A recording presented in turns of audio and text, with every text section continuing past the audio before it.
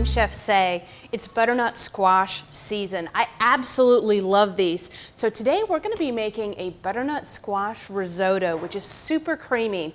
A lot of times when you get risotto in a restaurant, it's finished with mascarpone, so it has a lot of fat in it. It's really rich and creamy, but there's a lot of fat. So what we're going to do today is make this a lower fat recipe by replacing the mascarpone with some pureed butternut squash.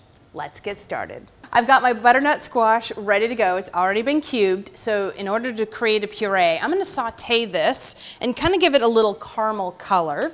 So just preheat your pan to about medium heat.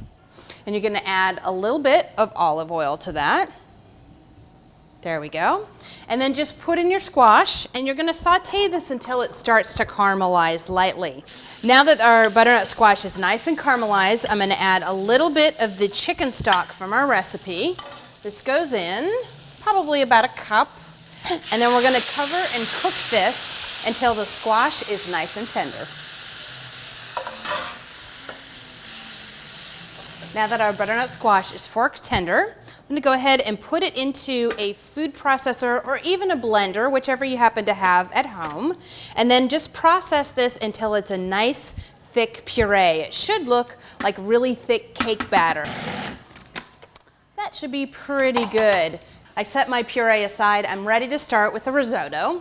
So to do that, we're going to add a little bit of olive oil in a saucepan and put in our chopped onion, finely diced actually, because you want these to be about the size of the risotto grains so that they kind of dissolve once the risotto is cooked. So these just get sauteed with a little pinch of salt to kind of help them sweat until they're nice and translucent. This looks just about right. So now I'm going to go ahead and add my Arborio rice. So that just gets poured in. And I want to coat the rice nicely with the oil so that it absorbs a little bit of that oil. And then it's going to start to turn translucent around the sides. That's how I know that my rice is ready to absorb the liquid that I'm going to add later on. Rice is nice and toasted. So now I'm ready to add my first liquid, and that's a little bit of white wine. I'm going to pour this in. About half a cup should do it. There we go. And now we're just going to cook until that wine is completely absorbed by the risotto. Now, one of the reasons why we start with the wine, this is really important. Because the wine has a lot of acidity in it, you need that acidity to cook off. So we're going to add the wine first, and then we're going to add the chicken broth later on. Now, if you don't want to use wine at home, that's totally okay. You can go ahead and add a little bit more chicken stock in place of the wine. See how my wine is completely absorbed and it's starting to look a little bit starchy on the bottom? That's exactly what I'm looking for. So now I'm ready to add my first round of chicken stock. And I'm going to add about a third. Now again, just like the wine, once you add the stock, you're going to stir and then let that completely absorb into the rice. One thing I also forgot to mention, make sure whatever stock you add is hot, because if you add cold stock to a pan that's nice and hot, it's going to take a lot longer to cook your risotto. There, see how it's getting nice and creamy? That's what I'm looking for, so I know it's time to add the next batch of chicken stock. So I'm going to go ahead and add that now.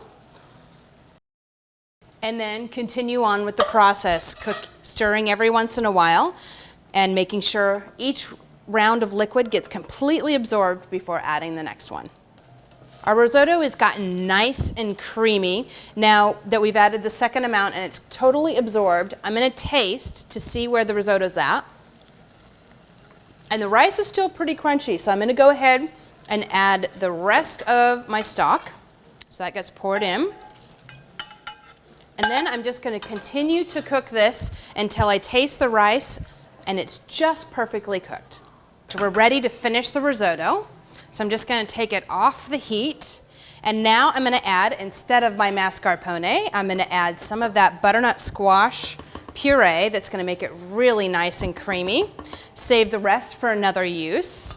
And then I like having Parmesan cheese because I think that brings a nice bright flavor. So I'm going to sprinkle that over the top. And then all you have to do is mix this in And we're just about ready to serve. And now to finish this off, there we go. I'm gonna spoon it into my serving plate here.